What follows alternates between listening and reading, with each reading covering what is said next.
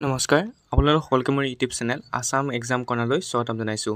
DME grade 3 non টেকনিকেলৰ যি result আছিলে ৰিজাল্টসমূহ out হৈছে। যোৱাকালি অৰ্থাৎ 13 ছেপ্টেম্বৰ দিনা ৰিজাল্টসমূহ দিয়া হৈছে। আপোনালোকৰ ৰোল নম্বৰসমূহ চাব পাৰিব। ইয়াত আপোনালোকৰ PDF ফাইল দি দিয়া হৈছে। আপোনালোকে যেনেকৈ এপ্লাই কৰিছিলে গ্ৰুপ 1 গ্ৰুপ 3 আপোনালোকৰ এডমিট কাৰ্ডখনতে উল্লেখ কৰা আছিলে আপুনি কোনটো গ্ৰুপত এপ্লাই কৰিছিলে সেই গ্ৰুপতে আপোনালোকে ৰোল নম্বৰবোৰ ছেপাৰেটকৈ চাব পাৰে। গ্ৰুপ 1ত যদি এপ্লাই কৰিছিলে গ্ৰুপ 1টো চাব পাৰে। গ্ৰুপ 2ত যদি এপ্লাই কৰিছিলে গ্ৰুপ 2টো আপোনালোকে ৰোল নম্বৰটো আপোনাৰ নিজৰ ৰোল নম্বৰটো চাব পাৰে। তেনেকৈ আপোনালোকে প্ৰত্যেকটো গ্ৰুপত যিটো গ্ৰুপত আপুনি এপ্লাই কৰিছিলে প্ৰত্যেকটো গ্ৰুপতে আপোনালোকে ৰোল নম্বৰবোৰ চাব পাৰে। তাৰপৰা গ্ৰুপবিলাকৰ এগেইনষ্টত এটা ডেট দি দিয়া হৈছে। সেই ডেটটো হৈছে আপোনালোকৰ স্কিল টেষ্ট বা আপোনালোকৰ যি আছে ডকুমেণ্ট ভেৰিফিকেশ্যন বা স্কিল টেষ্ট সেই স্কিল টেষ্ট হ'ব। ডেটটো মতে দি দিয়া হৈছে। আপোনালোকে ৰাতিপুৱা 10টা বজাৰ পৰা 5টাৰ ভিতৰত উপস্থিত হ'ব বুলি কৈছে। 10টা আগতে উপস্থিত হ'ব লাগিব।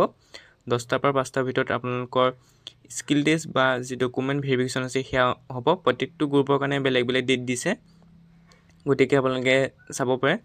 গ্ৰুপ 8ত ৰিজাল্টৰ সংখ্যা বেছি আপোনালোকৰ গ্ৰুপ 8ৰ বৰ্ড 3, 4 তেনেকৈ বহুতখিনি দিয়া হৈছে। গতিকে গ্ৰুপ 8ত যিসকলে এপ্লাই কৰিছিলে ভালকৈ চাব। ইয়াত গ্ৰুপ 8ত বহুত আহিছে ৰোল নম্বৰ, গতিকে আপোনালোকে চাই ল'ব ইয়াত। আৰু আপোনাৰ গ্ৰুপ 8ত আপোনালোকে একাডেমিকমে 1146 আপোনাৰ ৰোল নম্বৰ চব একাডেমিকমে আছে। অৰ্থাৎ আপোনালোকৰ হয়তো একেটা চেণ্টাৰে বহুতে পাইছে চাগে। ইয়াত আপোনালোকৰ ৰোল নম্বৰবোৰ চালে গম পাব।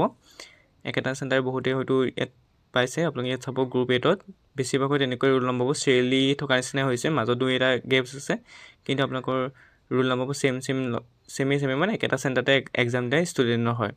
গতিকে আপোনালোকৰ গ্ৰুপ 8ৰ বহুত ৰিজাল্ট আছে। গতিকে আপোনালোকে গ্ৰুপ 8খিনি চাই ল'ব।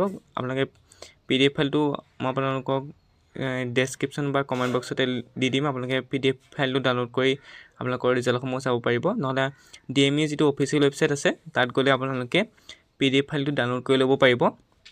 তাত গৈ আপোনালোকে PDF ফাইলটো ডাউনলোড কৰি আপোনালোকৰ যি ৰোল নম্বৰ আছে সেই ৰোল নম্বৰবোৰ চাব পাৰিব। গতিকে আপোনালোকে ইয়াত আপোনালোকৰ ৰোল নম্বৰ চাই লওক, ভালদৰে চেক কৰিব, যাতে হয়তো মিছ হ'ব পাৰে। গতিকে ভালদৰে চেক কৰি আপোনালোকৰ ৰোল নম্বৰটো আছেনে নাই সেইটো এবাৰ পৰীক্ষা কৰি আপোনালোকে নিজে চাই ল'ব পাৰিব ৰিজাল্টসমূহ।